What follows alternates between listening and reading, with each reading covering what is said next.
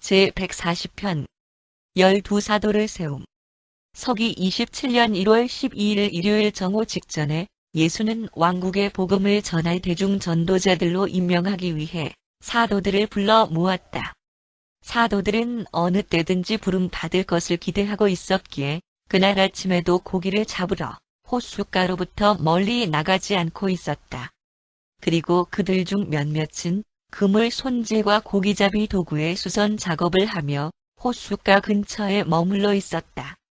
예수는 호숫가로 내려가면서 사도들을 부르셨는데 첫 번째로 호숫가 근처에서 고기를 잡고 있던 안드레와 베드로를 불러들였고 그 다음에는 아버지인 세베대와 함께 근처에 있는 배에서 그물 손질을 하고 있던 야고보와 요한을 부르셨다. 예수는 나머지 사도들도 2사람씩 불러 12명을 다 모아 가버나움 북쪽의 산지로 가서 그들의 공식적인 임명식을 위한 준비를 하였다. 이번에는 12사도들 모두가 침묵을 지켰으며 베드로조차 사색에 잠긴 마음가짐으로 있었다.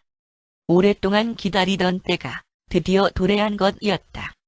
그들은 이제 아버지의 왕국이 가까이 왔음을 선포하면서 그들의 주를 대신하는 성스러운 사명을 수행하기 위하여 개인적 헌신과 집단적 봉헌의 엄숙한 의식에 참여하려고 주와 함께 떠나고 있었다. 1. 예비적인 명령. 정식 임명식에 앞서서 예수는 사도들을 자신의 주위에 앉히고 말씀하였다. 나의 형제들아, 왕국이 도래하였다. 나는 너희들을 아버지께 왕국의 대사로 바치기 위해 여기에 따로 불렀다. 너희들 중 일부는 처음 부름을 받았을 때 이 왕국에 대한 나의 가르침을 회당에서 이미 들었다. 너희는 나와 함께 갈릴리 바다 근처 도시들에서 복음을 전하는 일을 하면서 아버지의 왕국에 대해 지금까지 많은 것을 배워왔다. 그러나 이제 나는 이 왕국에 대해 너희에게 좀 더 가르치고자 한다. 내 아버지께서 이 세상에 있는 자기 자녀들의 가슴 속에 곧 세우시게 될 새로운 왕국의 영토는 영속하는 것이다. 아버지의 신성한 뜻을 행하려는 이들의 가슴 속에서는 그의 주권이 영원히 지속될 것이다. 내가 너희에게 분명히 말하겠는데 나의 아버지는 유대인의 하느님이 아니시고 이방인의 하느님도 아니시다. 동쪽으로부터 그리고 서쪽으로부터 많은 이들이 아버지의 왕국에 들어와 너희와 자리를 함께 하겠지만 아브라함의 많은 자녀들은 사람들의 가슴 속에서 통치하는 아버지의 영에 이러한 새로운 형제 신분에 참여하기를 거절할 것이다.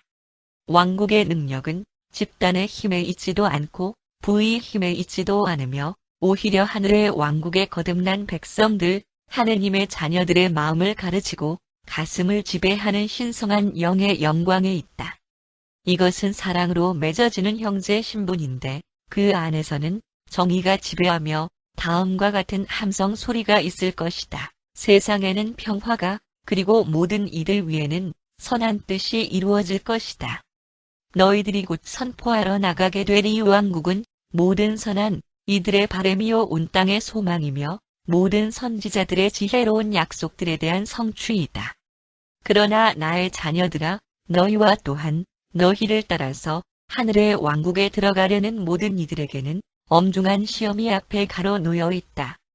오직 믿음만이 너희를 그 문으로 통과할 수 있게 해주겠지만 너희가 신성한 교제를 나누는 진보적인 일생 속에서 계속하여 상승하기를 원한다면 너희는 내 아버지의 영의 열매를 맺어야만 한다. 진실로 진실로 너희에게 이르겠는데 주님, 주님 하는 자마다 하늘의 왕국에 다 들어가게 되는 것이 아니라 다만 하늘에 계신 내 아버지의 뜻대로 행하는 자라야 들어갈 것이다. 이 세상에서 너희가 전할 말씀은 너희는 먼저 하느님의 왕국과 그의 의를 구하라. 그리하면 이것들을 찾는 동안에 영원한 생존에 필요한 다른 모든 것들이 그것과 함께 너희에게 보장될 것이다. 그리고 지금 너희에게 분명히 말하고자 하는 것은 하느님의 왕국은 힘을 밖으로 나타내거나 또는 꼴사나운 실증을 통하여 오지 않을 것이다. 그러므로 너희는 왕국을 전파하러 나가게 될 때 왕국이 여기 있다 또는 왕국이 저기 있다고 해서는 안 될 것인데 왜냐하면 너희가 전할 이 왕국은 너희 안에 계시는 하느님이시기 때문이다. 너희 중에 누구든지 내 아버지의 왕국 안에서 크고자 하는 자는 모든 사람에게 사명활동자가 되어야만 한다. 너희 중에 누구든지 으뜸이 되고자 하는 자는 자기 형제들의 시중자가 되어야 할 것이다. 그러나 너희가 일단 하늘 왕국 시민으로 받아들여지고 나면 너희는 더 이상 하인이 아니며 아들, 살아계신 하느님의 아들이다. 그리하여 이 왕국은 모든 장벽이 무너지고 모든 이가 아버지를 알고 내가 선포하러 온 구원의 진리를 믿게 될 때까지 이 세상에서 진보를 이룩할 것이다. 이미 왕국이 가까이 이르렀으며 여기 있는 너희들 중에 일부는 죽기 전에 하느님의 주권이 큰 힘으로 임하는 것을 보게 될 것이다. 그리고 너희 눈으로 지금 보고 있는 이것, 평범한 12명으로 이루어진 이 미약한 출발이 결국에는 온 땅이 아버지를 찬양하는 소리로 가득 찰 때까지 배가 되고 불어나게 될 것이다. 그리고 사람들이 너희가 나와 함께 있음을 알고 왕국의 실체를 알게 되는 것은 너희가 전하는 말씀보다는 오히려 너희가 행하는 삶을 통해서이다. 그리고 나는 너희의 마음에 무거운 짐을 지우려는 것이 아니라 내가 육신으로 살면서 아버지를 나타내는 것과 같이 내가 떠났을 때 세상에서 나를 나타내는 엄숙한 책임감을 너희 혼 속에 갖게 하려고 한다. 그리고 예수는 말씀을 마친 후에 일어났다. 2. 성직 임명. 예수는 왕국에 관한 가르침을 방금 받은 사도들로 하여금 자기 주위에 원을 그리며 무릎을 꿇게 하였다. 그런 다음 주는 가룟 유다로부터 시작하여 안드레에 이르기까지 각각의 사도들 머리 위에 손을 얹었다. 그는 사도들을 모두 축복한 후에 손을 내뻗어 다음과 같은 기도를 드리셨다. 나의 아버지시여, 나의 사자들인 이들을 이제 당신 앞에 불러 모았습니다. 제가 아버지를 대신하여 낳아온 것처럼 저를 대신하여 내보내기 위해 이 세상의 자녀들 가운데에서 이 12명을 택하였습니다. 아버지께서 항상 저에게 임하시고 사랑하시는 것 같이 저들을 사랑하시고 함께 임하시옵소서. 그리고 아버지시여, 다가오는 왕국의 모든 일을 저들의 손에 맡겼사오니 저들에게 지혜를 주시옵소서. 그리고 당신의 뜻이라면 저는 왕국을 위한 저들의 일을 돕기 위해 이 세상에 좀 더 머물도록 하겠습니다. 이들을 주심을 아버지께 다시 감사드리며 아버지께서 제게 맡기신 일을 끝내는 동안 저들을 당신의 보호 아래에 맡깁니다. 예수가 기도를 마쳤을 때 사도들은 고개를 숙인 채 각자의 자리에 남아 있었다. 그리고 심지어는 베드로까지도 한동안 감히 고개를 들어 주를 바라보지 못하였다. 그들은 한 명씩 나아가서 예수를 포옹했을 뿐 아무도 말이 없었다. 천상 존재들의 군단이 이 엄숙하고 성스러운 광경. 한 우주의 창조주께서 사람의 신성한 형제 신분의 관련사들을 인간 마음의 지시 아래 맡기시는 을 내려다보고 있는 동안 그곳은 깊은 침묵에 쌓여 있었다. 3. 성직 임명 설교. 그런 다음에 예수가 이렇게 말씀하였다. 이제 너희는 내 아버지 왕국의 대사들이며 따라서 이 세상의 모든 다른 사람들로부터 구별되어진 특별한 사람들이 되었다. 이제 너희는 어두운 세상의 무지한 생명들 가운데에 있지만 그저 평범한 사람들이 아니라 하늘의 왕국에 계몽된 다른 시민들이 된 사람들이다. 너희들이 이 시간 이전처럼 사는 것으로는 충분치 못하며 이제부터는 좀 더 나은 일생의 영광을 맛본 자로서 그리고 새롭고 더 나은 그 세계의 주권자의 대사로 이 세상에 다시 보내심을 받은 자로서 살아야만 한다. 제자보다는 선생에게 더 많은 것이 기대되며 하인보다는 주인에게 더 많은 것이 요구된다. 하늘 왕국 시민들에게는 이 세상이 규정하는 시민들보다 더 많은 것이 요구된다. 내가 너희에게 말하려는 것들 중에 어떤 것은 어려워 보일 수도 있지만 내가 아버지를 대신하듯이 너희는 이 세상에서 나를 대신하기 위해 택함을 받았으며 나의 대변인인 너희들에게는 공간 세계들의 유한 생명체들에 대한 나의 관념이 반영되고 하늘에 계신 아버지를 계시하는 이 세상에서의 나의 일생 속에서 내가 예증하는 그 가르침들과 실행한 것들을 지켜야만 하는 의무가 부과될 것이다.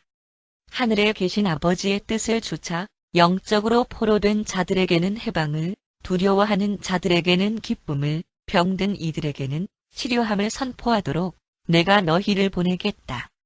절망 속에 있는 나의 자녀들을 보거든 너희는 다음과 같은 말로 용기를 북돋아 주어라. 영에서 가난하고 겸손한 자들은 행복할 것이니 하늘의 왕국의 보물이 저희들의 것이기 때문이다. 의에 굶주리고 목마른 자들은 행복할 것이니 저희가 풍족하게 될 것이기 때문이다.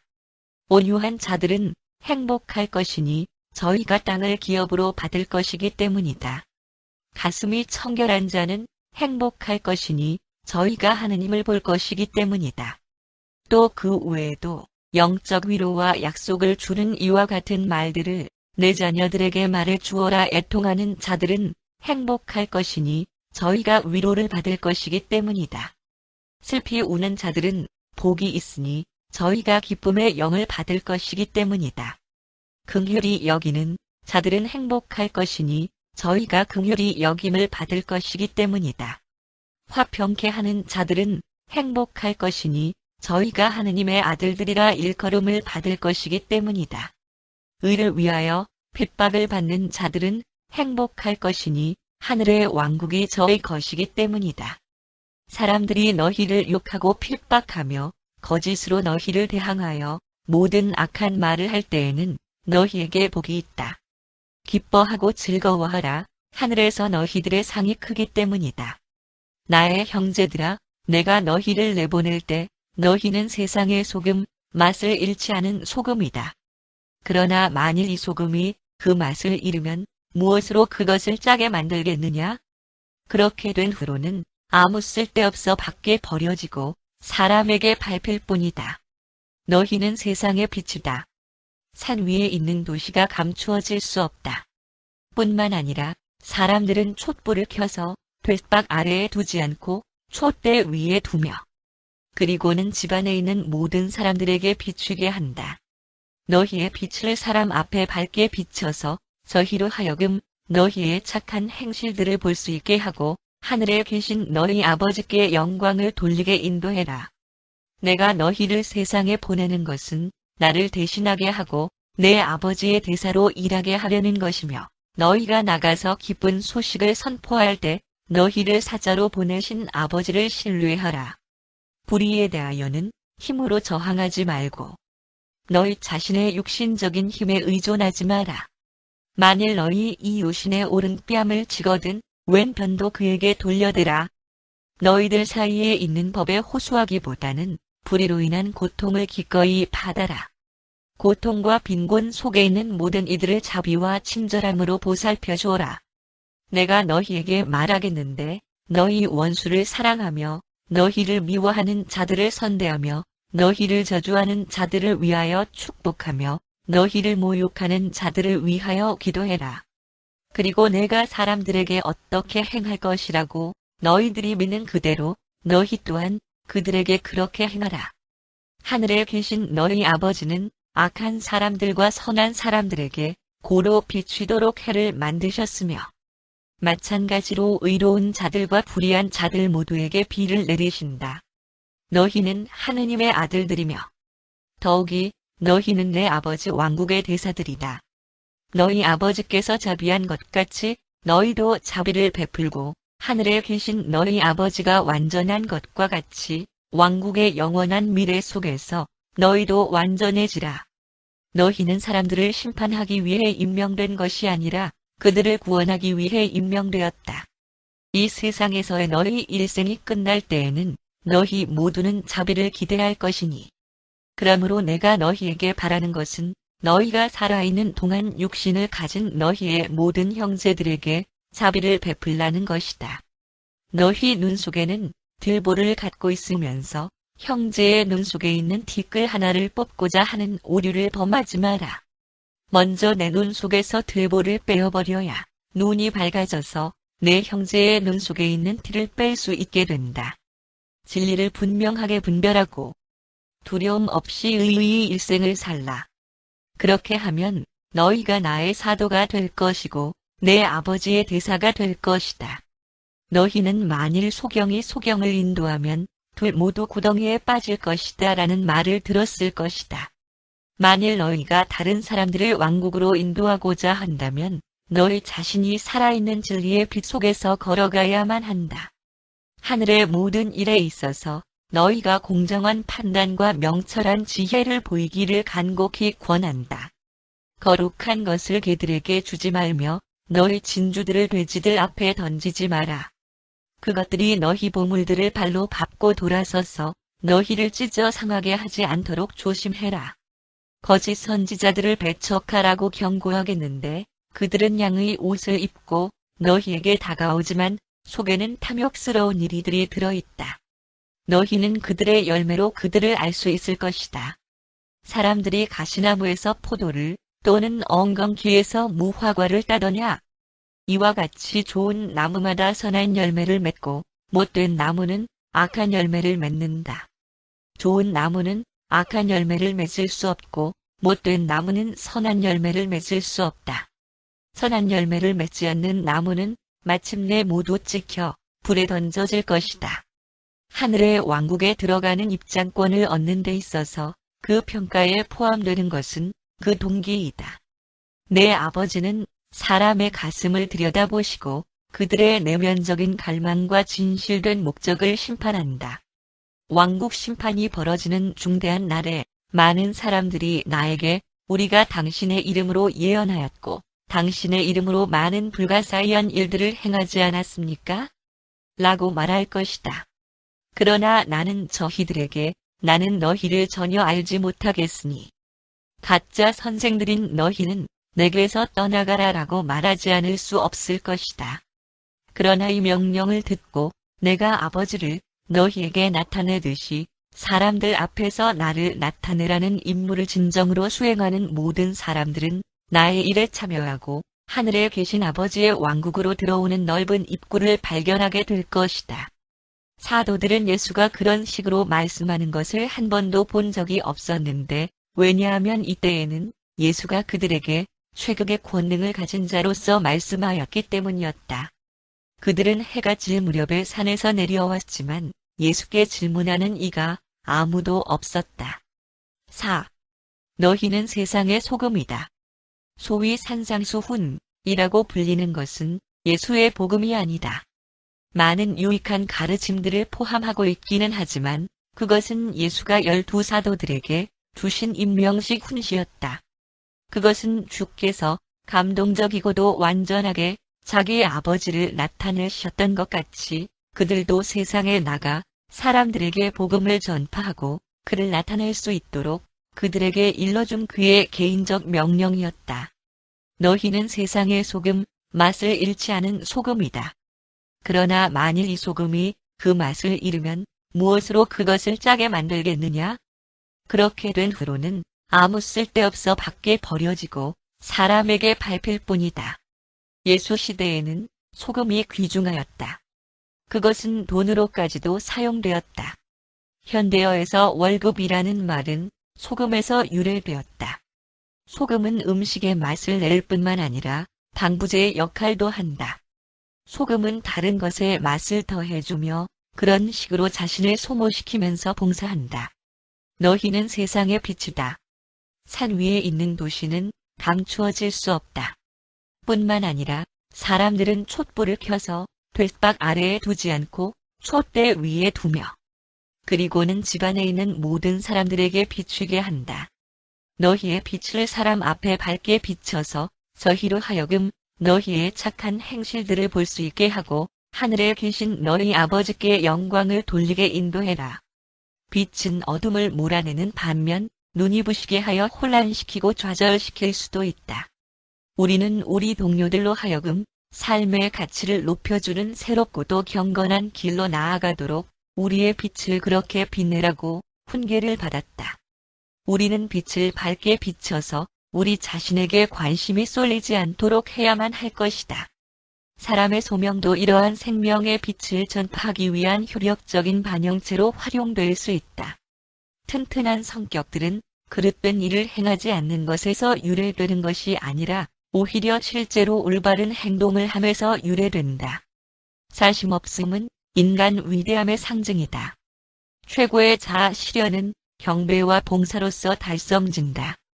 행복하고 효력적인 사람은 그릇된 행위에 대한 두려움에서가 아니라 올바른 행위에 대한 사랑에 의해 동기가 유발된다.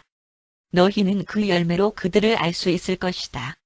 개인성은 기본적으로 변함없는 것이며 변화하는, 성장하는 것은 도덕적 성격이다. 현대 종교들이 범하는 주된 실수는 소극주의이다. 열매를 맺지 못하는 나무는 베어져서 불 속에 던져진다. 도덕적 가치는 단순한 억압, 하지 말라는 금지 명령에 복종하는 의로부터 얻어지지 않는다. 종교적 생활에서 두려움과 부끄러움은 가치 없는 동기이다. 종교는 하느님의 아버지 신분을 계시하고 사람들의 형제 신분을 향상시켜 나아갈 때에만 타당한 것이다. 효력적인 삶의 철학은 조화 우주 통찰력과 사회적 그리고 경제적 환경에 대한 각자의 감정 반응의 합계가 병합되어 형성된다. 이것을 기억하라. 본능적인 충동들은 근본적으로 수정될 수 없는 반면 그러한 충동들에 대한 감정 반응들은 변할 수 있으며 따라서 도덕적 본성은 수정될 수 있고 성격은 개선될 수 있다. 튼튼한 성격에서는 감정 반응들이 집대성되고 합동되며 그렇게 해서 통합된 개인성이 만들어진다. 모자라고 부족한 통합은 도덕적 본성을 약화시키고 불행을 야기한다. 가치 있는 목표가 없는 일생은 목적이 없고 무익하며 많은 불행을 초래한다. 12사도들의 성직 수임식에서 행한 예수의 설교는 일생의 최고의 철학을 이루고 있다.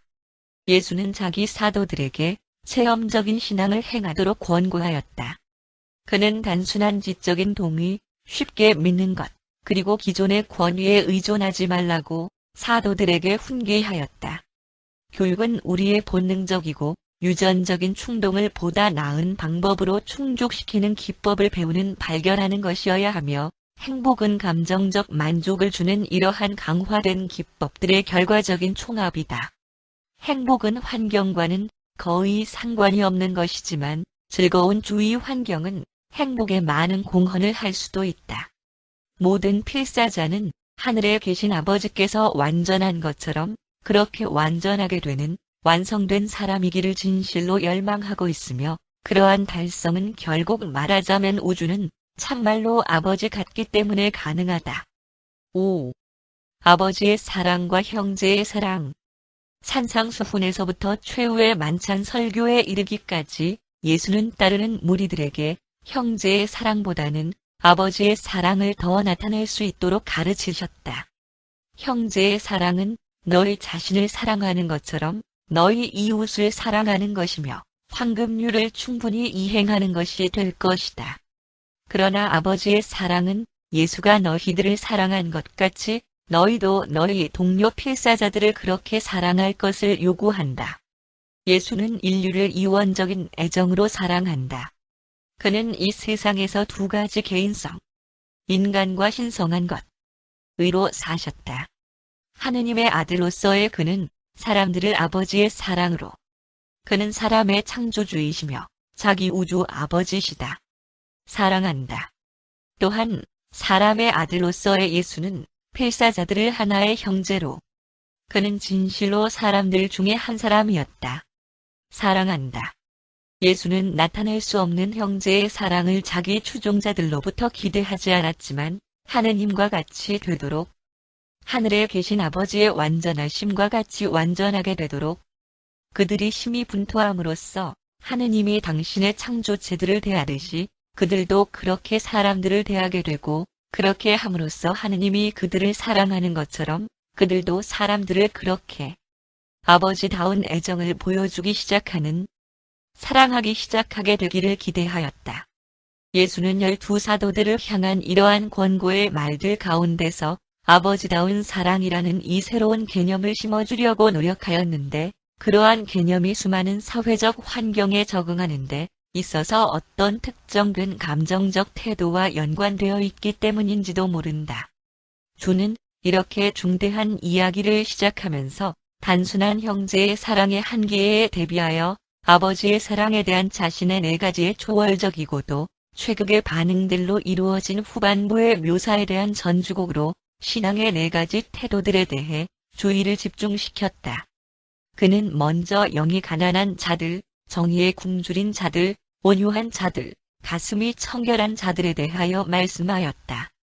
영을 인식하는 그러한 필사자들에게는 아버지다운 애정을 놀랍게 실행하는 시도를 할 수 있을 정도로 신성한 사심 없음의 그러한 차원을 달성하는 것이 기대될 수 있으며, 애통하는 사람들로서도 그들은 자비를 베풀고 평화를 증진시키고 박해를 견디며 모든 어려운 상황 속에서 아버지의 사랑 가지고 사랑스럽지 않은 사람까지도 사랑하는 힘을 받을 것이다. 아버지의 애정은 형제의 애정을 헤아릴 수 없을 만큼 초월하는 헌신의 차원들을 달성할 수 있다. 이러한 더할 나위 없는 행복들에 대한 신앙과 사랑은 도덕적 성격을 강화시키고 행복을 창조한다. 공포와 분노는 성격을 약화시키고 행복을 파괴한다. 이 감격적인 설교는 행복이라는 말로 시작되었다. 1. 영에서 가난한 자들, 겸손한 자들, 은 행복하다. 아이들에게 있어서 행복이란 당장의 즐거움을 누리려는 갈망이 충족되는 것이다. 어른들은 행복의 증진이라는 수확을 나중에 거두기 위해 자아, 부정이라는 씨를 기꺼이 뿌린다. 예수 당시와 그 이후로 행복은 재산의 소유라는 관념과 너무 흔히 연관되어 왔다. 성전에서 기도하던 바리새인과 세리에 대한 일화에서 바리새인은 영적 풍요, 자기중심적, 를 느꼈고 세리는 영적으로 가난함 겸손을 느꼈다. 전자는 거만하였고 후자는 배우기를 원하고 진리를 추구하였다. 영이 가난한 사람은 영적 풍요에 대한 갈망, 하느님에 대한 을 추구한다. 그리고 그러한 진리 탐구자들은 먼 미래의 보상을 기다릴 필요가 없으며 지금 보상을 받는다. 그들은 자신들의 가슴 속에서 하늘의 왕국을 발견하며 그러한 행복을 지금 체험한다. 2. 의에 굶주리고 목마른 자는 행복할 것이니 저희가 풍족하게 될 것이기 때문이다. 오직 영에서 가난함을 느끼는 자들만이 언제나 정의에 굶주릴 것이다. 오직 겸손한 자들만이 신성한 권능과 영적 힘을 추구한다. 그러나 영적 자질에 대한 욕망 때문에 일부러 영적 금식에 참여하는 것은 대단히 위험하다. 육체적 금식은 4, 5일이 지나면 위험해지고 그 사람은 음식에 대한 모든 욕구를 잃기 쉽다. 육체적으로나 영적으로나 장기간의 금식은 배고픔 자체를 없애는 경향이 있다. 체험으로 얻는 의는 기쁨이지 의무가 아니다. 예수의 정의로움은 역동적인 사랑, 아버지의 애정과 형제의 애정이다. 그것은 부정적이거나 하지 말라는 식의 정의로움이 아니다. 어떻게 사람이 부정적인 것, 하지 않아야 하는 것을 계속 바랄 수 있겠는가?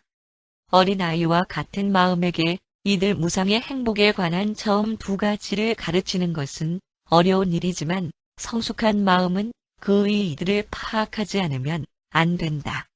3. 온유한 자들은 행복할 것이니 저희가 땅을 기업으로 받을 것이기 때문이다. 진정한 온유함은 두려움과 아무런 관계가 없다. 그것은 오히려 하느님께 협조하려는 사람의 태도, 당신의 뜻이 이루어지이다. 이다. 그것은 인내와 참음을 포옹하며 합법적이고 우호적인 우주에 대한 흔들리지 않는 신앙에 의해서 동기가 부여된다. 그것은 신성한 인도에 대항하여 반란을 일으키려는 모든 유혹들을 물리친다. 예수는 유란시아에서 가장 이상적인 온유한 사람이었으며 광대한 하나의 우주를 상속받았다. 4. 가슴이 청결한 자는 행복할 것이니 저희가 하느님을 볼 것이기 때문이다. 영적 순결은 의심과 복수심이 결핍되어 있다는 것을 제외한다면 부정적인 본질 특성의 것이 아니다. 순결을 논함에 있어서 예수는 인간의 성에 대한 태도를 전적으로 다루려는 의도는 없었다. 그는 사람이 자기의 동료 사람에게 가져야 할 신앙, 아버지가 그 자녀에 대해 가지는 신앙, 그리고 아버지가 그들을 사랑하는 것 같이 그들의 이웃들을 사랑하게 하는 신앙을 더 많이 고려하였다. 아버지의 사랑은 하고 싶은 대로 내버려두는 것이 아니며 악을 묵과하지 않지만 경멸과는 항상 거리가 멀다.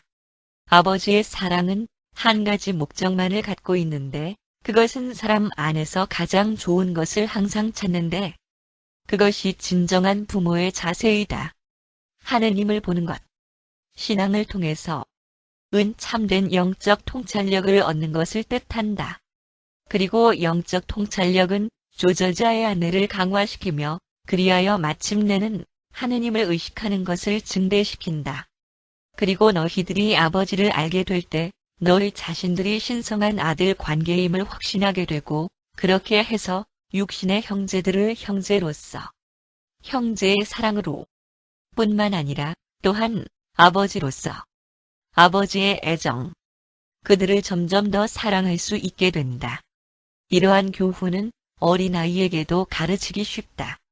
아이들은 본성적으로 쉽게 믿으며 부모들은 이들의 단순한 신앙을 잃지 않도록 살펴야 한다. 아이들을 대할 때에는 모든 속임수를 피하고 의심을 불러일으키는 것을 삼가라. 그들이 자신의 이상적인 인물들과 생업을 스스로 선택하도록 현명하게 도와주어라. 그러고 나서 예수는 자신을 따르는 자들에게 인간의 모든 투쟁들의 주된 목적, 완전함, 신성한 달성까지도 에 대하여 계속해서 가르치셨다. 그는 항상 그들에게 이렇게 말씀하였다. 하늘에 계신 너희 아버지께서 완전하심 같이 너희도 완전하라. 그는 12사도들에게 자신들을 사랑하는 것처럼 이웃을 사랑하라고 권고하지 않았다. 그것은 이미 가치 있는 성취로 이루어졌어야 했으며 형제의 사랑의 성취를 나타냈어야 했다. 그는 오히려 사도들에게 자신이 그들을 사랑하였던 것처럼 형제의 사랑은 물론이고 아버지의 사랑을 가지고 그렇게 사람들을 사랑하도록 가르치셨다. 그는 아버지의 사랑의 4가지 최극의 반응들을 지적함으로써 이것을 설명하였다. 1. 애통하는 자들은 행복할 것이니 저희가 위로를 받을 것이기 때문이다. 소위 상식이나 최선의 논리에서는 행복이 애통함으로 얻어질 수 있다고는 절대로 말하지 못할 것이다. 그러나 예수는 외적이거나 혹은 허식적인 애통함을 의미한 것이 아니었다. 그는 인정이 많은 감정적 태도를 암시하였다. 소년이나 젊은이들에게 부드러움이나 다른 감정적 느낌이나 육체적 고통을 표현하는 것이 남자답지 못하다고 가르치는 것은 가장 큰 실수다. 연민의 정은 여자뿐만 아니라 남자에게도 가치 있는 속성이 된다. 남자다워지기 위해서 무정한 사람이 될 필요는 없다. 이것은 용감한 남자를 창조하는 그릇된 방법이다. 세상에서 가장 위대한 사람들은 애통하기를 두려워하지 않았다. 애통하는 자였던 모세는 삼손과 골리앗보다 더 위대한 사람이었다. 모세는 최고의 지도자였지만 그는 또한 온유한 사람이기도 하였다. 인간 욕구에 민감하고 이에 반응하는 것은 진정하고 영구한 행복을 창조하고 또 한편으로는 그런 온화한 태도는 분노와 증오 그리고 의심의 악영향으로부터 혼을 보호해준다. 2. 긍휼히 여기는 자들은 행복할 것이니 저희가 긍휼히 여김을 받을 것이기 때문이다. 여기에서 자비는 가장 높고 가장 깊고 가장 넓은 진실한 우정, 자애로움을 의미한다. 때로는 자비가 수동적일 수 있지만 여기에서 자비는 능동적이고 역동적, 최극의 아버지다운 것이다. 자녀를 사랑하는 부모는 자녀를 아무리 여러 번 용서하여도 어려움을 느끼지 않는다. 그리고 흠이 없는 자녀를 고통으로부터 풀어주고자 하는 충동은 자연스러운 것이다. 아이들이 현실을 깨달을 정도의 나이가 되면 대개 친절하고 동정심이 있게 된다. 3. 화평케 하는 자들은 행복할 것이니 저희가 하느님의 아들이라 일컬음을 받을 것이기 때문이다. 예수의 말씀을 들은 사람들은 평화가 아닌 무력으로 해방시켜줄 자를 기다리고 있었다. 그러나 예수가 말씀하는 평화는 소극적이며 부정적인 것이 아니다. 재판과 박해에 직면하였을 때 예수는 나의 평강이 너희와 함께 있을 것이다. 너희는 가슴에 파란이 일게 하거나 두려워하지도 마라. 라고 말씀하였다. 이것은 파괴적인 갈등을 미리 방지하는 평화이다. 개인적 평화는 개인성을 집대성한다. 사회적 평화는 두려움과 탐욕과 분노를 막는다. 정치적 평화는 인종적 반목과 민족적 의심, 그리고 전쟁을 막는다. 화평케 하는 것이 불신과 의심을 막는 길이다. 아이들에게는 평화를 이루는 자의 역할을 쉽게 가르칠 수 있다. 그들은 단체 활동들을 즐기며 함께 놀기를 좋아한다. 예수가 언젠가 이렇게 말씀하였다. 자기 목숨을 얻으려는 자는 누구든지 그것을 잃게 될 것이지만 자기 목숨을 버리려는 자는 누구든지 그것을 얻게 될 것이다. 4. 의를 위하여 핍박을 받는 자들은 행복할 것이니 하늘의 왕국이 저의 것이기 때문이다. 사람들이 너희를 욕하고 핍박하며 거짓으로 너희를 대항하여 모든 악한 말을 할 때에는 너희에게 복이 있다. 기뻐하고 즐거워하라. 하늘에서 너희들의 상이 크기 때문이다. 평화 뒤에는 박해가 종종 따라온다. 그러나 젊은이들과 용감한 어른들은 어려움과 위험을 결코 피해가지 않는다. 사람이 자기 친구들을 위하여 자기 목숨을 버리면 이보다 더 큰 사랑이 없다. 그리고 아버지의 사랑은 이러한 모든 일들, 형제의 사랑으로는 이룰 수 없는 일들을 쉽게 할 수 있다. 그리고 박해의 최종적 수확물은 언제나 진보였다. 아이들은 항상 용기 있는 도전에 반응한다. 젊은이는 언제나 기꺼이 위험을 무릅쓴다. 그리고 모든 아이들은 일찍부터 희생 마음을 배워야만 할 것이다. 그러므로 산상수훈에서의 지복의 말씀은 법, 윤리나 의무에 기반을 두지 아니하고 신앙과 사랑에 그 기반을 두었다는 것이 드러나고 있다. 아버지의 사랑은 악에 대하여 선으로 보답하는, 불의에 대하여 선으로 갚아주는 이를 기뻐한다. 6. 성직 임명이 있던 날 저녁, 일요일 저녁, 가버나움 북쪽의 산지로부터 세베대의 집에 도착한 예수와 12사도들은 간단한 식사를 하였다.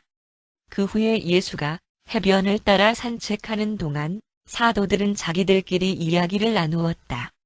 간단한 회의를 마친 후에 쌍둥이 형제가 작은 모닥불을 피우는 동안 안드레는 예수를 찾아 나섰으며 예수를 만나게 되자 그가 이렇게 말했다. 주여, 내 형제들이 왕국에 대한 당신의 말씀을 이해하지 못하고 있습니다. 우리에게 조금 더 가르침을 주실 때까지는 이 임무를 시작할 수 없을 것 같습니다. 정원에 있는 우리들에게 오셔서 당신의 말씀의 뜻을 우리가 좀 더 납득할 수 있도록 도와주었으면 하는 청을 드리러 왔습니다. 그래서 예수는 안드레와 함께 나머지 사도들이 모여있는 곳으로 가셨다.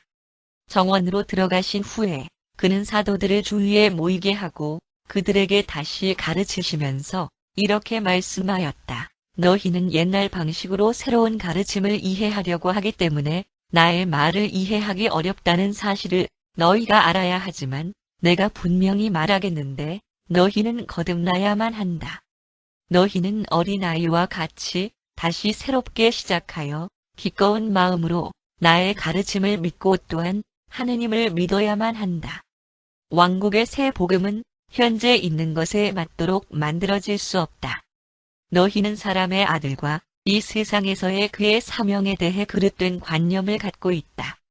그러나 내가 율법과 선지자들을 폐하러 왔다고 생각하지 마라. 나는 이를 폐하러 온 것이 아니라 오히려 성취시키려고 발전시키고 명백하게 밝히려고 왔다. 나는 율법을 어기려고 온 것이 아니라 오히려 너희들 가슴의 돌판 위에 새 계명을 새겨주려고 왔다. 나는 너희에게 구제와 기도와 금식으로 아버지의 은혜를 구하려고 하는 이들보다 그 의를 앞지를 수 있는 어떤 의를 요구한다. 만일 너희가 왕국에 들어가려고 한다면 사랑과 자비와 진리로 이루어진 정의로움, 하늘에 계신 아버지의 뜻에 따르려는 신실한 갈망을 가져야만 한다. 그러자 시몬 베드로가 말했다. 주여, 새 계명이 있다면 우리는 그것에 대해 듣고 싶습니다. 우리에게 그 새 길을 보여주십시오. 예수가 베드로에게 대답하였다. 너희는 이미 율법을 가르치는 자들로부터 다음과 같은 말을 들어왔다. 살인하지 말라. 누구든지 살인하면 심판을 받게 되리라. 그러나 나는 행위의 뒤에 감추어진 동기를 본다. 내가 너희에게 분명히 말하겠는데 자기 형제에게 화를 내는 사람은 누구든지 유죄 판결을 받을 위험에 처해 있다. 자기 마음의 증오를 품고 복수를 계획하는 자는 심판을 받을 위험에 처해 있다. 너희는 동료들을 그들의 행위에 의해서 심판할 수밖에 없겠지만 하늘에 계신 아버지는 그 의도에 의해서 심판한다. 너희는 간음하지 말라는 율법 학자들의 말을 이미 들었다. 그러나 내가 너희에게 말하는 것은 여자를 보고 음욕을 품는 자는 누구든지 이미 자기 가슴 속에서 그녀를 간음하였다. 너희는 사람을 오직 그 행위로 판단할 수밖에 없지만 내 아버지는 자기 자녀의 가슴을 살펴보며 그리고 자비 안에서 그들의 의도와 실제 갈망에 따라 그들을 판결한다. 예수가 다른 계명에 대해 계속 논의할 마음을 가졌지만 야고보 세베대가 중간에 끼어들어 물었다. 주여, 저희는 사람들에게 이혼에 대해서 어떻게 가르쳐야 합니까? 모세가 가르친 대로 한 남자가 자기 아내와 이혼을 해도 좋다고 허락해야 합니까? 예수가 이 물음을 듣고 이렇게 말씀하였다. 나는 법을 제정하러 온 것이 아니라 계몽시키러 왔다. 나는 이 세상 왕국을 개혁하러 온 것이 아니라 하늘의 왕국을 설립하러 왔다. 오늘날에는 적합할지 모르지만 다른 세대에는 맞지 않을 정부의 규율이나 무역 또는 사회적 태도를 가르치려는 유혹에 응하는 것은 아버지의 뜻이 아니다. 나는 단지 사람의 마음을 평안하게 하고 영을 해방시키며 혼을 구원하려고 이 세상에 왔다. 그러나 이혼의 문제에 관한 이 질문에 대답한다면 모세는 이러한 일을 허락했으나 아담의 시대의 그 동산에서는 허락되지 않았다. 잠깐 동안 사도들이 자기들끼리 이야기를 나누게 한 후 예수는 말을 계속하였다. 너희는 모든 필사자의 행위에는 두 가지 관점들, 인간적인 것과 신성한 것, 육신적인 방법과 영적인 방법, 시간적인 평가와 영원에서의 관점, 이 있음을 항상 인식해야만 한다. 사도들이 비록 예수가 가르친 모든 것을 이해하지는 못했지만 이 가르침을 통해 정말로 많은 도움을 받았다. 그러고 나서 예수가 이렇게 말씀하였다. 그러나 너희는 내 말을 항상 문자 그대로 해석하려고 하기 때문에 내 가르침으로 인하여 걸려 넘어지려고 한다. 내 가르침의 영을 빨리 식별하지 못한다. 다시 상기시키는데 너희는 나의 사자들임을 명심하고 내가 영적으로 나의 삶을 살았던 것처럼 너희의 삶도 그렇게 살도록 은혜를 입었다. 너희는 나의 개인적 대표자들이지만 모든 이들이 모든 면에서 너희가 행하는 것처럼 살리라고 기대하는 실수를 범하지 마라. 그리고 너희는 내가 너희 외에도 다른 무리의 양떼들을 거느리고 있으며 또한 그들에게 내가 메인 바 되어 끝까지 필사자의 본성을 가지고 살아가는 동안 나는 그들에게도 하느님의 뜻에 따르는 모범을 보여야 함을 기억해야만 한다. 그러자 나다니엘이 물었다. 주여, 우리가 공의를 위해 양보를 하지 말아야 합니까? 모세의 율법은 말하기를 눈에는 눈으로 이는 이로 갚으라고 했는데 우리는 무엇이라고 말해야 합니까? 예수가 대답했다. 너희는 악을 선으로 갚아라. 나의 사자들은 사람들과 분투하여서는 안 되며 모든 이에게 온유하게 대해라. 당한 것을 그대로 갚는 것은 너희의 법칙이 아니다. 사람의 규율에는 그러한 법이 있지만 하늘의 왕국에서는 그렇지 않다. 항상 자비가 너희의 심판을 결정해야 하며 사랑이 너희의 행위를 결정해야 할 것이다. 그리고 만일 이 말이 너희에게 벅찼다면 지금이라도 되돌아갈 수 있다. 만약 사도가 되기 위한 요구사항이 너희에게 너무 벅찼다면 너희는 더 엄격한 제자의 신분으로 돌아갈 수도 있다. 이러한 충격적인 말씀들을 듣고 사도들은 잠시 동안 자기들끼리 따로 모임을 가졌으나 그들은 곧 다시 돌아왔으며 베드로가 이렇게 말했다. 주여, 우리는 당신과 함께 가겠으며 우리 중 어느 하나도 돌아가지 않을 것입니다. 우리는 별도의 대가를 치를 준비가 충분히 되어 있으며 우리는 그 잔을 마시겠습니다. 우리는 단순한 제자가 아닌 사도가 되겠습니다. 예수가 이 말을 듣고 말씀하였다. 그러면 너희는 기꺼이 책임감을 갖고 나를 따라라. 너희의 선행을 은밀히 행하되 너희가 선행을 할 때에 오른손이 하는 것을 왼손이 모르게 하라. 그리고 기도할 때에 홀로 따로 가서 하며 헛된 반복과 빈말을 되풀이하지 말라. 구하기 전에 너희에게 필요한 것을 아버지께서 이미 알고 계시다는 것을 항상 기억해라.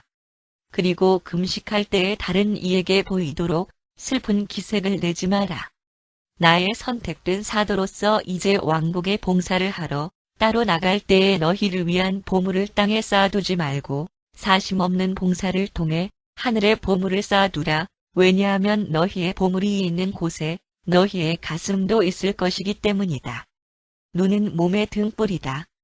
따라서 만약 내 눈이 관대하면 너의 온몸이 빛으로 가득 찰 것이다. 그러나 만약 눈이 이기적이면 온몸이 어두움으로 가득 찰 것이다. 만일 너희 속에 있는 빛이 어둠으로 변한다면 그 어둠이 얼마나 크겠느냐. 그러자 도마가 예수께 자기들이 계속하여 모든 것을 나누어 가져야 하는지를 물었다. 예수가 대답하였다. 그렇다. 나의 형제들아, 우리가 하나의 납득하는 가족으로 살게 되기를 나는 바란다. 너희는 위대한 사명을 부여받았으니 나는 너희가 전심을 다 바쳐 봉사하기 바란다. 너희는 한 사람이 두 주인을 섬기지 못한다는 말을 알고 있다. 너희는 하느님께 진지하게 경배를 드리면서 동시에 재물을 전심으로 섬기지 못한다. 하늘의 왕국의 일에 기탄 없는 협력을 하려고 애쓴다면 너희 자신의 삶을 걱정하지 말며 목숨을 위해 무엇을 먹을까, 무엇을 마실까, 몸을 위하여 무엇을 입을까를 염려하지 말라. 너희는 자진해서 일하는 손과 진실한 가슴은 굶주리지 않는다는 것을 이미 알고 있다. 그리고 이제 너희의 모든 힘을 왕국의 일에 바치고자 준비했으므로 아버지는 너희의 필요함을 못 본 채 하지 않으신다는 것을 명심하라. 먼저 하느님의 왕국을 구하라. 그리고 너희가 그곳으로 들어가는 문을 발견할 때 필요한 모든 것이 너희에게 더해질 것이다. 그러므로 내일 일을 위해 염려하지 말라. 한날의 수고는 그날로 족하다. 예수는 그들이 질문을 하기 위해 밤을 치새우려는 것을 보고 그들에게 이렇게 말씀하였다. 나의 형제들아, 너희는 흙으로 만들어진 그릇이니 내일의 일을 위해 숙소로 가서 쉬는 것이 좋겠다. 그러나 이미 그들의 눈에서는 잠이 떠났다. 베드로는 용기를 내어 주께 간청하였다. 저는 잠깐 사적으로 말씀을 나누기를 원합니다. 이것은 내가 형제들에게 알리지 않으려는 것이 아니라 나의 불안한 영 때문이며 어쩌면 주로부터 꾸짖음을 당할지도 모르지만 주와 단 둘이서라면 달갑게 받겠습니다. 예수는 베드로야, 나를 따라와라. 라고 말씀하며 집 안으로 그를 데리고 가셨다. 주를 만나고 돌아온 베드로가 기분이 한결 고조된 것에 힘을 얻어 야고보도 예수와 말씀을 나누기로 결심하였다. 그리하여 이른 아침 시간까지 다른 사도들도 계속해서 주와 개인적 면담을 가졌다. 잠을 자고 있던 쌍둥이 형제를 제외한 모든 사람들이 예수와의 면담을 끝내자 안드레가 예수께 가서 물었다. 주여, 쌍둥이 형제는 뜰에 있는 불 옆에서 자고 있는데 저들도 선생님과 면담을 하겠는지 물어보러 깨울까요? 그러자 예수는 미소를 지으며 안드레에게 말씀하였다. 그들은 잘하고 있으니 방해하지 마라. 이제 밤이 지나고 다음 날이 밝아오고 있었다. 7. 성직 수여식 다음 주간 몇 시간 눈을 붙인 뒤 사도들이 예수와 함께 늦은 아침 식사를 들기 위해 모였을 때 예수가 말씀하였다. 너희는 이제 기쁜 소식을 전파하고 믿는 자들을 가르칠 너희의 임무를 시작해야 한다. 예루살렘으로 떠날 준비를 해라. 예수가 이렇게 말하자 도마가 용기를 내어 말했다. 주여, 지금쯤은 우리가 그 일을 시작할 준비가 되어 있어야만 한다는 것은 알고 있습니다만 저는 우리가 이 위대한 사업을 성취할 수 있을지 두렵습니다. 우리가 왕국의 일을 시작하기 전에 며칠만 더 여기에 머물도록 허락해 주시겠습니까? 그러자 예수는 다른 사도들 모두도 도마와 같은 생각인 것을 보시고 말씀하였다. 너희가 원하는 대로 하자. 우리는 안식일까지 여기 머물기로 하겠다. 여러 주간들 동안 호기심 있는 구경꾼들을 포함하여 진정으로 진리를 추구하는 자들의 작은 집단들이 예수를 만나러 벳세다로 왔다. 이미 예수에 관한 소식은 널리 지방에까지 퍼졌으며 호기심에 찬 집단들이 티레, 시돈, 다마스커스, 케자리아, 그리고 예루살렘 같은 먼 곳의 도시로부터 왔다. 그때까지는 예수가 그들을 맞아들여 왕국에 대해 직접 가르치셨으나 이제는 이 일을 사도들에게 맡겼다. 안드레는 사도들 중에서 한 명씩을 택하여 방문자들을 맡아보게 했으며 가끔은 사도들 모두가 함께 일을 맡아보았다. 그들은 이틀 동안 일을 했는데 낮에는 가르치고 밤에는 늦게까지 사적 모임을 가졌다. 3일째 되는 날 예수는 사도들에게 고기를 잡거나 기분 전환을 하거나 혹은 가족을 방문하고 오라고 말씀하며 그들을 보내시고 자신은 세베대와 살로메를 방문하였다. 그들은 나머지 3일 동안의 가르침을 위해 목요일에 돌아왔다. 이 연습 기간 동안 예수는 세례 이후에 자신의 지상 사명의 두 가지 큰 동기들에 대해 여러 번 반복하여 말씀하였다. 1. 사람들에게 아버지를 현시하는 일. 2. 사람들로 하여금 아들이라는 의식을 갖게 하는 것. 그들이 지고자의 자녀들임을 신앙으로 깨닫는 일.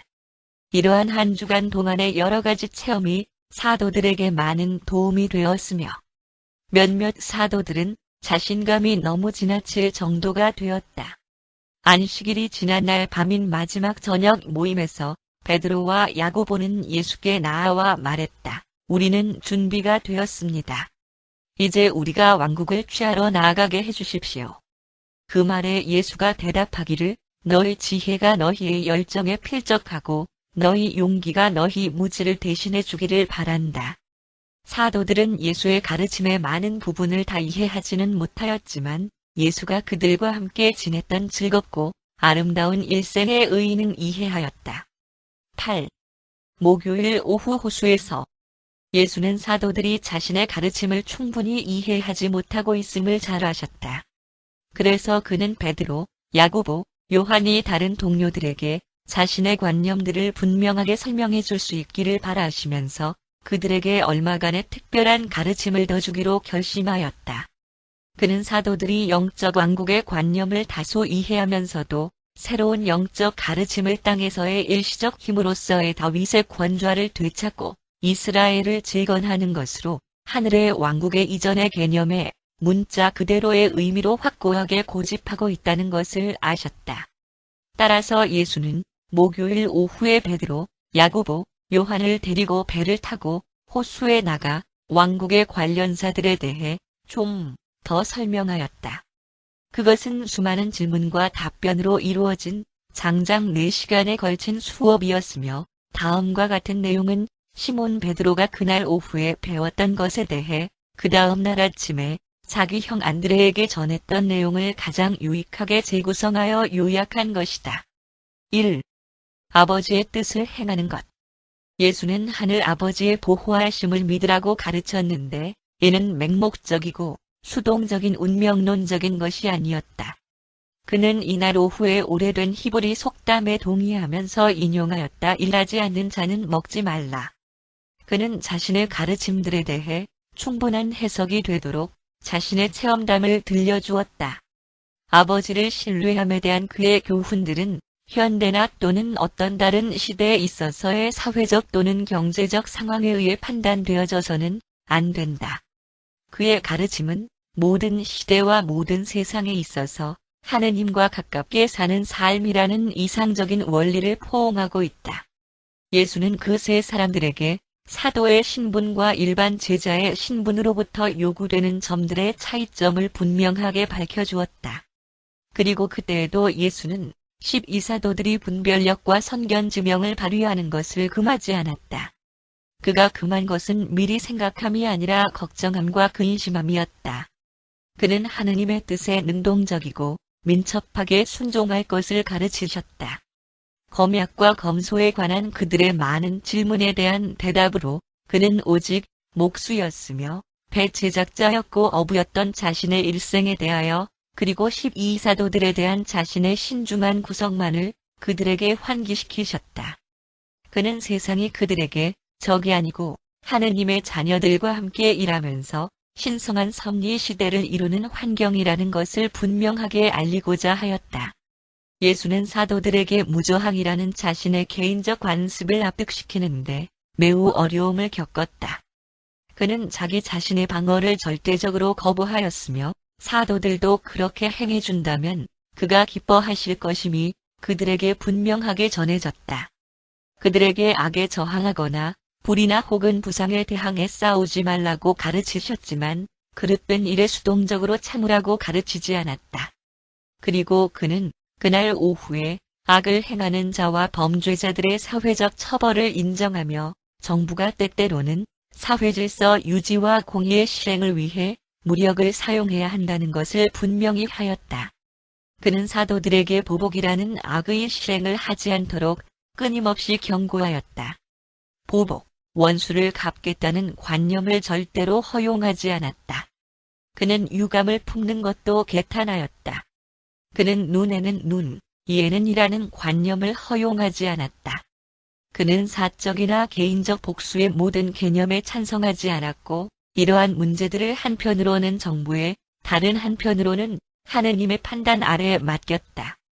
그는 자신의 가르침이 개별 존재에게 적용되는 것이지 정부에 적용되는 것이 아니라는 점을 그 세 사람들에게 분명히 밝히셨다. 그는 이러한 문제들에 대한 그때까지의 자신의 가르침을 다음과 같이 요약하였다. 너희 원수를 사랑하라. 인간이 형제 신분이라는 도덕적 주장들을 기억하라. 악의 무익하다 그릇된 것은 복수에 의해 고쳐지지 않는다.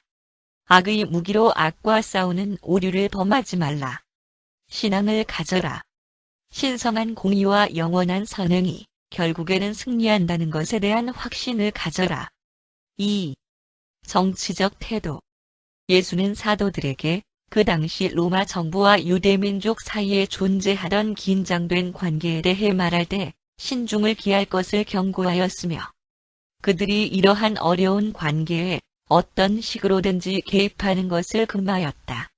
그는 언제나 시저의 것은 시저에게, 하느님의 것은 하느님께 바치라 고 말씀하면서 자기를 해치려는 이들의 정치적 함정을 항상 조심스럽게 피하였다. 그는 새로운 구원의 길을 확립하는 자신의 사명에서 옆길로 빠지기를 원치 않았으며 그 일 이외에 다른 어떤 일에도 자신의 주의를 돌리기를 거부하였다. 자신의 개인적 일생에서는 모든 법과 규칙을 항상 준수했으며 공개적인 가르침에서는 시민적, 사회적, 경제적 영역을 무시하였다. 그는 자신이 오로지 사람들의 내면적이고 개인적 영적 일생의 기본 원리들에만 관심을 둔다고 새 사도들에게 말씀하였다. 그러므로 예수는 정치적 개혁가가 아니었다. 그는 세상을 재조직하러 오신 것이 아니었으며 만약 그가 그랬었다 하더라도 그것은 그 시대와 그 세대에만 적용된 것이었을 뿐이었다. 그럼에도 불구하고 그는 사람들에게 삶의 최선의 방법을 보여주었다. 그 어떤 세대의 사람들도 자신들의 문제에 예수의 일생을 최상으로 적응하는 방법을 발견하는 수고에서 면제되지 않는다. 그러나 예수의 가르침을 그 어떤 정치적 또는 경제적 이론이나 사회 또는 산업체제와 동일시하려는 오류를 절대로 범해서는 안 된다. 3. 사회적 태도. 유대의 랍비들은 오랫동안 누가 나의 이웃인가? 에 대해 논쟁해왔다. 예수는 와서 적극적이며 자발적으로 우러나는 친절관념을 제시하였다. 이웃을 너무도 진실하게 사랑함으로써 전 세계의 모든 사람들이 포함되도록 이웃을 확대시키고 그렇게 하여 모든 사람을 이웃으로 만드는 사랑을 제시하였다. 그러나 이 모든 것에서 예수는 군중이 아니라 오직 개별 존재에게 관심을 주었다. 예수는 사회학자는 아니었지만 모든 형태의 이기적 고립을 없애려는 수고를 아끼지 않았다. 그는 순수한 동정심, 연민을 가르치셨다. 네바돈의 미가엘은 자비에 사로잡힌 아들이었으며 연민은 바로 그의 본성이었다. 주는 사람들이 친구들에게 식사 대접하는 것을 절대로 금한 적이 없었지만 자신의 추종자들에게는 가난하고 불행한 이들에게 잔치를 베풀어 주어야 한다고 말씀하였다. 예수는 공의에 대한 확고한 감각을 갖고 계셨지만 그것은 항상 자비로 조절되어 있었다. 그는 사도들에게 사회의 식객들이나 전문적으로 구제를 찾아다니는 자들에게 이용당하라고 가르치지 않았다. 사회에 대한 의견 발표라고 하기에 가장 가까웠던 말씀은 비판을 받지 않으려면 비판하지 말라는 것이었다.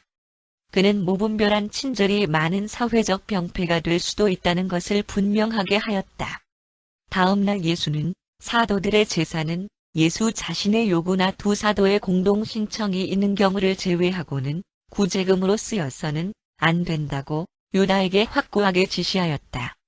이러한 모든 문제들에 있어서 예수는 항상 뱀처럼 지혜롭고 비둘기같이 순진하라고 말씀하곤 했다. 모든 사회적 상황 속에서 절제와 인내와 용서를 가르치고자 하는 것이 그의 목적인 듯이 보였다. 예수의 생활 철학. 여기서뿐만 아니라 나중에도 에서 영구적인 최고의 중심은 가족이었다. 그는 가족을 기반으로 하여 하느님에 대해 가르치셨으며 한편으로는 조상들을 과잉 숭배하는 유대인의 전통을 고치려고 노력하였다. 그는 가정 생활이 인간에게 있어서 최상의 의무라고 하였지만 가족 관계가 신앙적 의무에 방해가 되어서는 안 된다는 것도 또한 분명하게 밝히셨다. 그는 가족이 현세적인 관습이고 죽음 이후에는 적용되지 못한다는 사실을 상기시키셨다. 예수는 자신의 가족이 아버지의 뜻과 충돌이 되었을 때 자신의 가족을 포기하는 데에 주저하지 않았다. 그는 사람의 새롭고도 폭넓은 형제 신분, 하느님의 아들들을 가르치셨다. 예수 시대 팔레스타인과 로마 제국 전역에서는 이혼이 성행하고 있었다. 예수는 결혼과 이혼에 대한 법을 규정하기를 거듭 거부하였지만 예수의 초기 추종자들은 대부분 이혼에 관한 뚜렷한 의견들을 가지고 있었고 그들은 자신들의 의견을 예수의 가르침으로 돌리는데 주저하지 않았다. 요한 마가를 제외하고는 모든 신약 성서의 저자들이 이혼에 대해 더욱 엄격하고 진보된 이들 관념들을 고수하였다.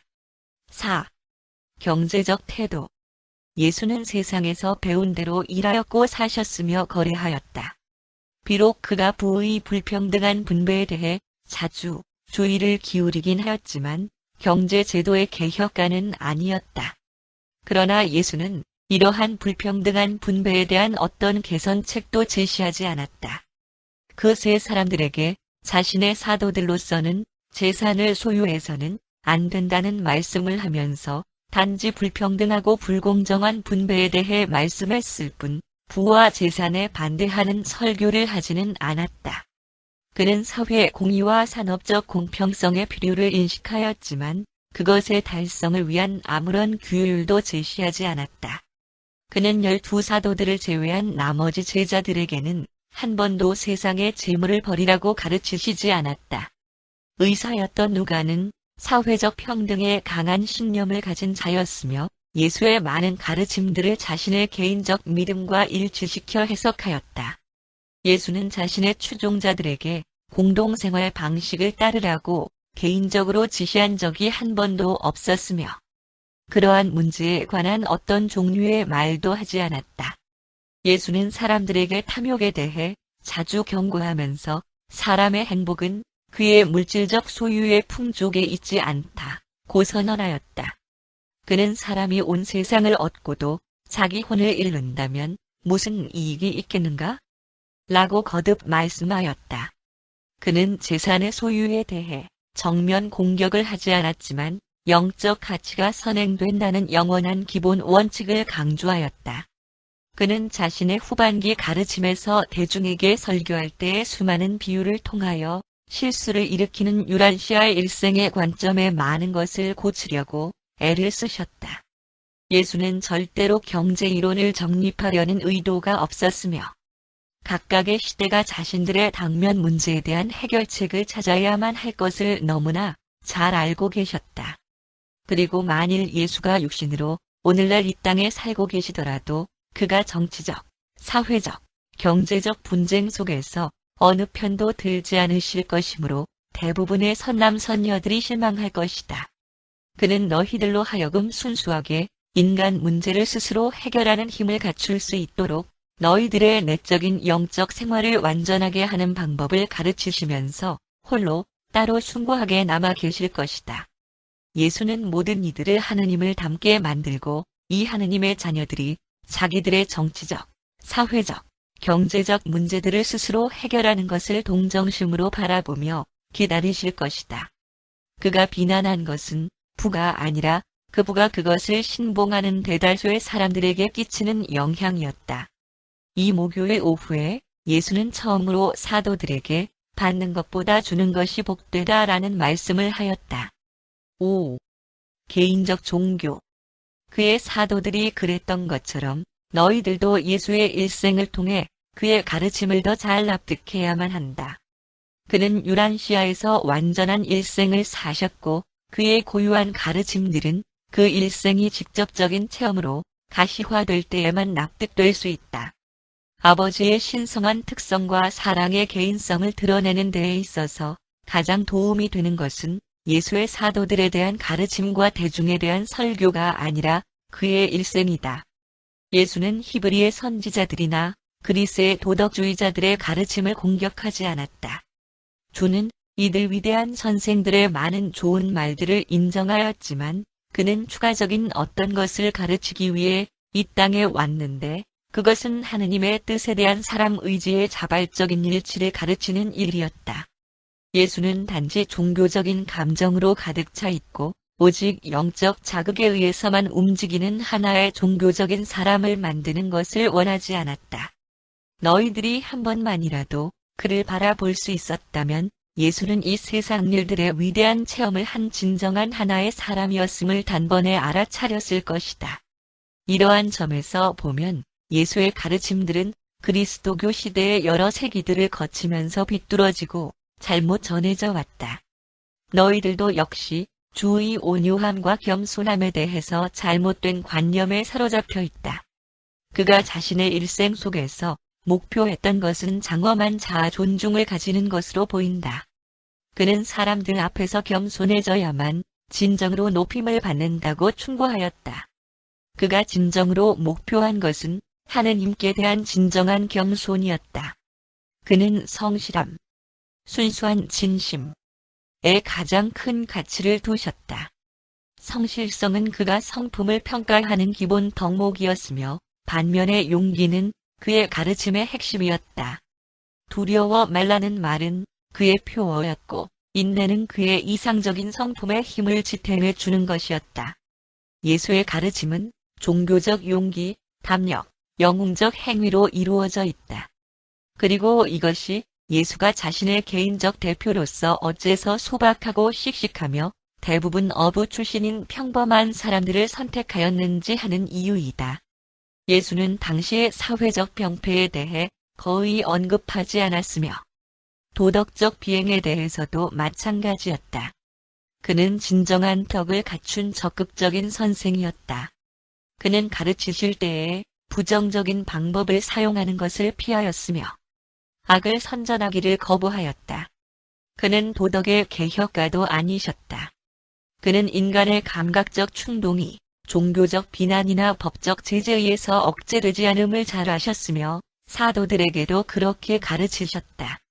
그의 몇 가지 경고는 주로 자만심, 잔인함, 억압, 위선에 관한 것이었다. 예수는 요한처럼 격렬하게 바리새인들을 비난하지 않았다.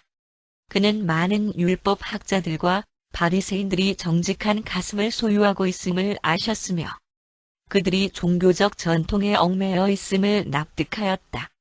예수는 먼저 좋은 나무를 심는 것에 대해 많이 강조하였다. 그는 그 세 사도들에게 자신은 몇 가지의 특정한 선행들에게 가치를 두지 않고 전체의 일생에 가치를 둔다는 것을 강조하였다. 그날의 가르침에서 요한이 터득한 한 가지는 예수의 종교 핵심은 하늘에 계신 아버지의 뜻에 따르려는 데서 동기를 가진 개인성과 더불어 연민이 가득한 성격을 습득하는 데 있다는 것이었다. 베드로는 자신들이 선포할 복음이 진실로 전체 인류에 대한 새로운 시작이라는 관념을 파악했다. 그는 이 생각을 나중에 바울에게 전했는데 바울은 그것으로부터 그리스도를 두 번째 아담이라고 칭하는 그리스도교 교리를 형성하였다.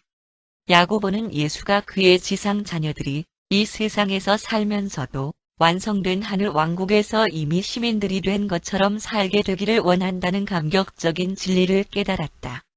예수는 사람들이 서로 다르다는 것을 아셨고 사도들에게도 그렇게 가르치셨다. 그는 사도들에게 제자들과 신도들을 일정한 틀에 짜 맞추지 말라고 끊임없이 훈계하였다. 그는 하느님 앞에서 완전하고 분리된 한 개별 존재로서 각각의 혼이 각자 자신의 길을 헤쳐나가는 것이 허용되기를 원하였다. 베드로의 많은 질문 중에 하나에 대답하면서 주가 이렇게 말씀하였다. 나는 사람들을 자유롭게 하여 새롭고도 더욱 나은 일생 위에서 갓난아이처럼 새로 다시 시작할 수 있기를 원한다. 예수는 진정한 선행은 무의식 중에 이루어져야만 한다고 자선을 행할 때에 오른손이 하는 일을 왼손이 모르게 하라고 항상 강조하였다.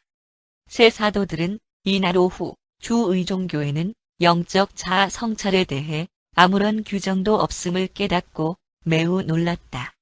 예수 시대를 전후하여 모든 종교들에서 심지어 그리스도교에서도 의도적 자아 성찰을 신중하게 제한한다. 그러나 나사렛 예수의 종교에서는 그렇지 않았다. 예수의 일생의 철학은 종교적 자기 반성을 동반하지 않는다. 이 목수의 아들은 세워가는 특성에 관하여 가르친 적이 없으며 하늘의 왕국은 겨자씨와 같다고 선언하면서 성장 특성에 대해 가르치셨다.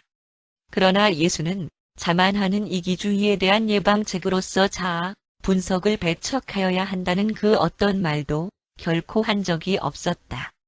왕국에 들어가는 권리는 신앙, 개인적 신념에 달려있다.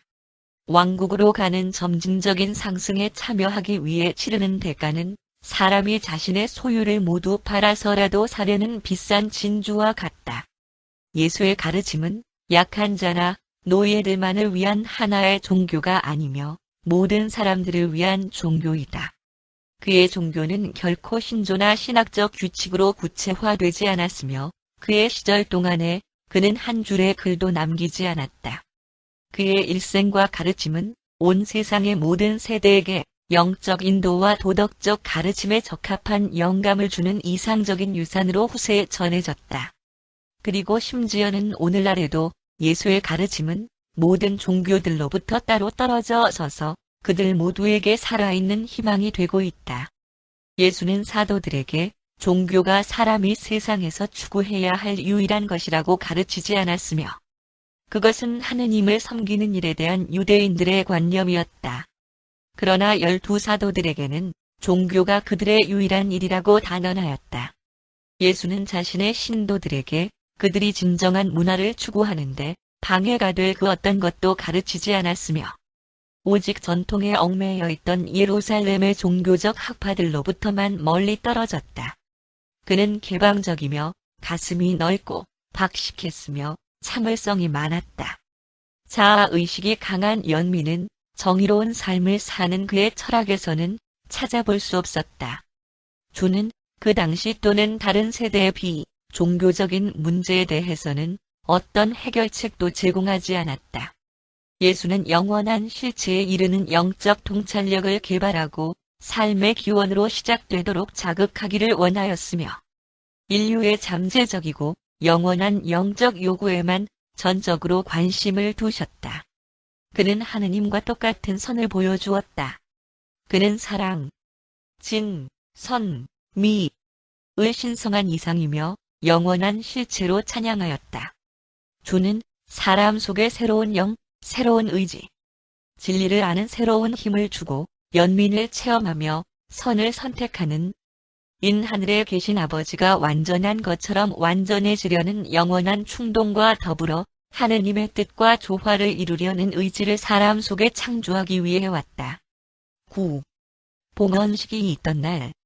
그 다음 안식일에 예수는 자기 사도들과 함께 헌신의 시간을 가지셨고 그들에게 성직 수임식을 행했던 산지로 되돌아가셨으며 그곳에서 길고도 훌륭한 감격적인 사적인 격려 말씀을 한 후에 12사도들의 봉헌식을 엄숙하게 거행하였다.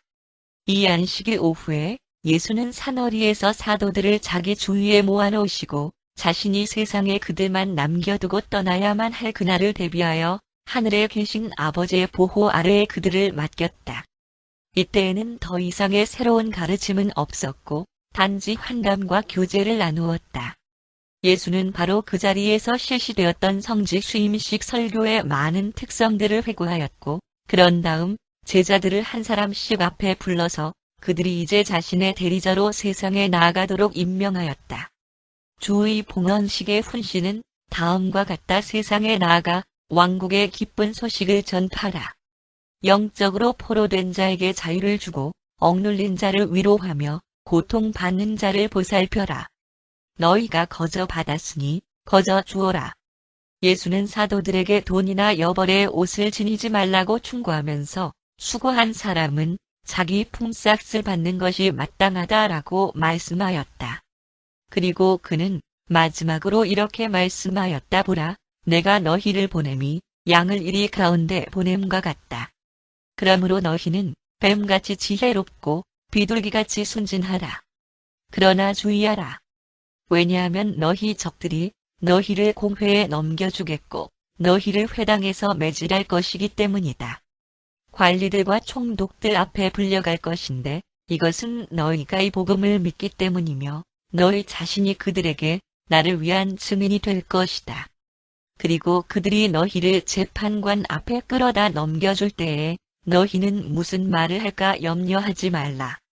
왜냐하면 내 아버지의 영이 너희 안에 있어서 그때에 그가 너희를 통해 말할 것이다.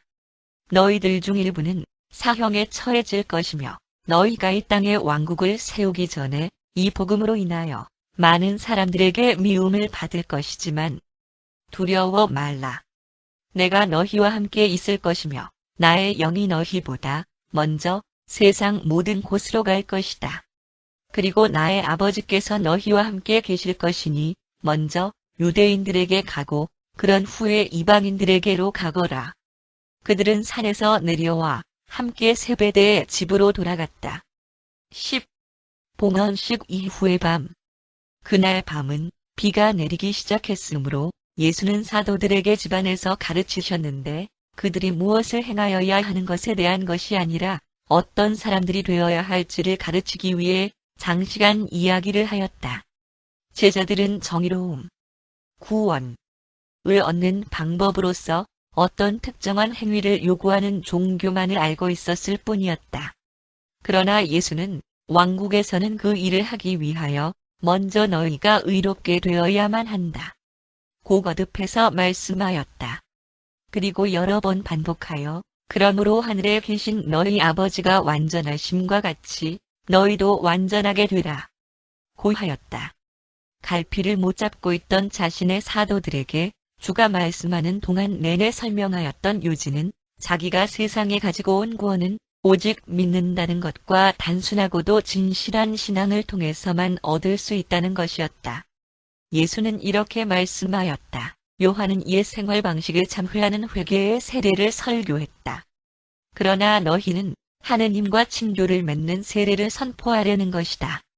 그러한 가르침을 필요로 하는 이들에게만 회개를 권고하지만 그러나 이미 왕국으로 들어갈 진실한 입구를 구하는 이들에게는 문을 활짝 열어 하느님의 자녀들의 즐거운 친교 안으로 그들을 들여보내라. 그러나 갈릴리 어부 출신인 그들로서는 왕국에 있어서는 신앙으로 의롭게 되는 것이 세상 일상생활 속에서 정의로움을 행하는 것보다 앞서야 한다는 점을 이해하기 힘들었다. 사도들을 가르치는 데 있어서 또 다른 하나의 큰 고충은 그들이 종교적 진리의 높은 이상과 영적 원리를 개인적 행위의 구체적인 규정으로 바꾸려는 경향이었다. 예수는 혼의 태도에 대한 아름다운 마음을 그들에게 보여주고자 하였지만 그들은 이러한 가르침들을 개인적 행동에 있어서의 규칙들로 해석하려고 계속 고집하였다. 여러 번에 걸쳐서 그들이 주가 한 말을 기억할 때 그들은 그가 말로 하지 않은 것들은 거의 틀림없이 잊어버렸다. 그러나 예수 자신이 가르침 그 자체였기 때문에 그들은 점진적으로 그의 가르침에 동화되었다. 그의 언어로 행한 가르침을 통해 얻을 수 없었던 것들을 사도들은 그와 함께 생활하면서 점진적으로 깨달았다. 사도들은 자기들의 가 멀리 퍼지는 우주의 모든 세상들의 모든 사람들을 위하여 영적 영감을 주는 일생의 삶에 전념하고 있었던 점에 대해서는 명료하게 깨닫지 못하였다. 때때로 예수가 그들에게 말을 해주었음에도 불구하고 사도들은 그가 이룬 이 세상에서 하지만 그 일은 그가 창조한 방대한 다른 세상들도 위해서라는 관념을 파악하지 못하였다. 예수가 그의 지상 일생을 유란시아에서 사셨던 것은 이 세상의 남녀들에게만 필사자의 삶의 개인적 모범을 세우려는 것이 아니라 오히려 모든 세상들의 모든 필사자들에게 고차원의 영적이고 영감적인 이상을 창조하려는 것이었다. 그날 저녁에 도마가 예수께 물었다. 주여, 우리가 아버지의 왕국에 들어가려면 어린아이처럼 되어야 한다고 말씀하였고 또한 거짓 예언들에 속지 말며 돼지 앞에 우리의 진주 목걸이를 던지지 말라고도 경고하였습니다. 지금 저는 솔직히 혼란스럽습니다. 저는 당신의 가르침을 납득하지 못하겠습니다. 예수가 도마에게 대답하였다. 내가 너희를 위해 얼마나 더 참아야 하겠느냐. 너희는 내가 가르친 것을 언제나 문자 그대로 이해하려고 한다. 내가 너희에게 왕국에 들어가기 위해 어린아이와 같이 되라고 했을 때에는 쉽게 속아 넘어가며 단지 쉽게 믿으며 너희 눈에 즐겁게 비추는 낯선 일을 성급히 신뢰하라는 의미가 아니었다. 내가 그 설명에서 너희에게 바랐던 것은 자녀와 아버지 관계였다. 너희는 자녀이고 그리고 너희가 들어가고자 구하는 곳은 너희 아버지의 왕국인 것이다. 모든 정상적인 자녀와 아버지 사이에는 납득과 사랑의 관계를 보증하는 본성적 애정이 현존한다. 그리고 그것은 아버지의 사랑과 자비를 얻으려고 거래하려는 모든 성향들을 언제까지나 막아주고 있다. 그리고 너희가 전하려고 하는 그 복음은 바로 이 영원한 자녀 아버지 관계에서 오는 그러한 신앙 실현에서 자라나오는 구원과 관계된다. 예수의 가르침의 한 가지 특징은 하느님께 대한 개별 존재의 개인적 관계. 바로 이 자녀 아버지 관계에서 기원되는 그의 철학에서의 바로 그 도덕성이다. 예수는 국가나 민족에게가 아니라 개별 존재에게 중점을 두셨다. 저녁 식사 동안에 예수는 마태와 이야기하다가 어떤 행동의 도덕성은 개별 존재의 동기에 의해 결정된다는 것을 설명하였다. 예수의 도덕성은 항상 긍정적이었다. 예수가 다시 규정한 황금률은 능동적인 사회적 친교를 요구하였는데 구식의 부정적인 규율은 고립됨으로써 지켜졌다. 예수는 도덕성의 모든 규칙과 의례를 제거하고 이를 영적 사고와 진실로 의로운 삶이라는 장엄한 차원으로 끌어올리셨다. 이러한 예수의 새 종교에 실질적인 관계성이 없는 것은 아니었지만 그러나 그의 가르침 속에서 발견되는 실질적인 정치적, 사회적 혹은 경제적 가치는 그것이 무엇이든지 간에 진정한 개인적 종교 체험의 자발적인 일상생활 속에서 영의 열매가 나타나는 것처럼 혼이 내적 체험의 자연스러운 결실들이었다. 예수가 마태와 이야기하는 것을 끝내자 시몬 젤롯대가 주여, 모든 사람들이 하느님의 자녀인가요? 라고 질문하였다. 예수가 이에 대답하였다. 그렇다. 시몬아, 모든 사람들은 하느님의 자녀이며 이것이 너희가 선포하려는 그 기쁜 소식이다. 그러나 사도들은 그러한 교리를 파악할 수 없었으며 이는 새롭고 이상하고 놀라운 선언이었다. 그리고 예수는 이 진리를 자신의 추종자들에게 심어주기를 원하였기 때문에 그들에게 모든 사람들을 자신들의 형제들로 대하라고 가르치셨다. 안드레의 질문에 대답하면서 주는 자신의 도덕성에 대한 가르침은 자신의 삶에 대한 종교와 떼어놓을 수 없다는 점을 분명히 밝히셨다. 그는 사람의 본성으로부터가 아니라 하느님에 대한 사람의 관계에서부터 오는 도덕성을 가르쳤다. 요한이 예수께 주여, 하늘의 왕국은 어떤 것입니까? 라고 물었다. 예수가 대답하였다. 하늘의 왕국은 이 세 가지 본질들로 이루어졌는데 첫째 하느님의 주권성의 사실에 대한 인정이고 둘째 하느님과의 아들 신분에 대한 진리 안에서의 믿음이며 셋째 하느님의 뜻에 따르고자 하는 하느님을 닮아가는 최극 인간의 소망에 대한 효력성 안에서의 신앙이다. 이것이 복음의 기쁜 소식인데 모든 필사자들은 구원의 이 세 가지 본질 모두를 신앙으로 얻게 된다. 그리하여 이제 기다림의 주간이 끝나고 그들은 그 다음 날 예루살렘으로 떠날 준비를 하였다.